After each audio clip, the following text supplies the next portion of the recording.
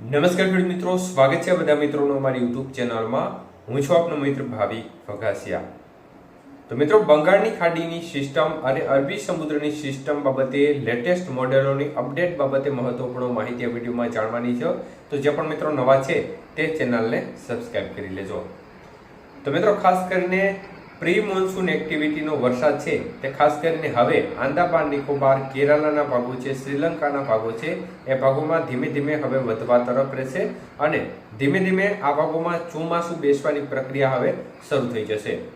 ત્યારે મિત્રો, ખાસ કરીને લેટેસ્ટ મોડેલોની અપડેટ મુજબ એક સિસ્ટમ બને તેવા સંકેતો અત્યારે સામે આવી રહ્યા છે. જી હા મિત્રો, ખાસ કરીને હાલની જે યુરોપિયન મોડેલ, અમેરિકન મોડેલની અપડેટ છે તેમાં થોડા મતમતાંતર હજી જોવા મળી રહ્યા છે, પરંતુ ભારતના દક્ષિણી ભાગે સિસ્ટમ બને તે પ્રકારના સંકેતો જોવા મળી રહ્યા છે.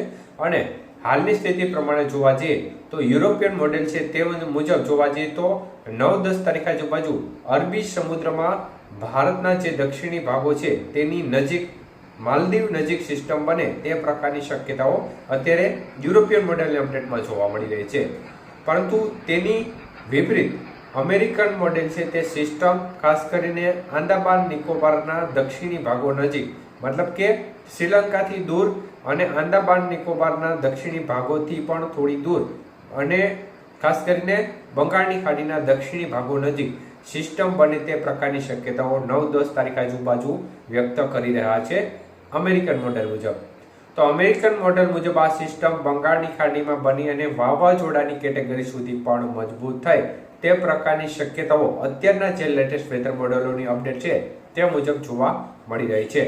તો એક પ્રકારે ચોક્કસપણે સિસ્ટમ બને તેના સંકેતો અત્યારે મળી રહ્યા છે અને ખાસ કરીને દક્ષિણી ભાગો છે, ભારતના જે દક્ષિણી ભાગો છે તેની નીચેના જે સમુદ્રના ભાગો છે તેમાં એક પ્રકારે ચોમાસું બેસવાની પ્રક્રિયા હવે શરૂ થવા લાગી છે. જે પવનો છે તેની પેટર્ન છે તે ધીમે ધીમે હવે સેટ થતી જાય છે અને આ પવનો ધીમે ધીમે ખાસ કરીને ઉત્તર તરફ સરકતા જતા હોય છે, તેમ તેમ ચોમાસું પ્રક્રિયા છે તે પણ ઉત્તરના ભાગો તરફ આગળ વધતી જતી હોય છે. એટલે દક્ષિણ ભારતના રાજ્યોમાં સૌપ્રથમ કે ચોમાસાનું આગમન થાય, ત્યારબાદ ધીમે ધીમે તે પ્રક્રિયા વધુ આગળ વધે, તે પવનો વધુ આગળ વધે અને તે પ્રમાણે ચોમાસું છે તે ભારતના જે ઉપરના ભાગો છે તે પ્રમાણે ક્રમશઃ આગળ વધતું હોય છે. તો હાલ આ પ્રક્રિયા પણ શરૂ થઈ ગઈ છે અને સિસ્ટમ પણ બની રહી છે. હવે સિસ્ટમ કયા લોકેશન ઉપર બને છે તેના ઉપર સિસ્ટમનો મુખ્ય આધાર રહેશે કે કયો સમુદ્ર વધુ સક્રિય થશે. જો હાલની સ્થિતિ પ્રમાણે અરબી સમુદ્રમાં સિસ્ટમ બને તો તેની શક્યતાઓ ખાસ કરીને ઓમાન, યમેન આજુબાજુ જવાની શક્યતાઓ વધુ રહેશે અને બંગાળની ખાડીની સિસ્ટમ બનશે તો વધુ મજબૂત થવાની શક્યતાઓ પણ ચોક્કસપણે રહેશે.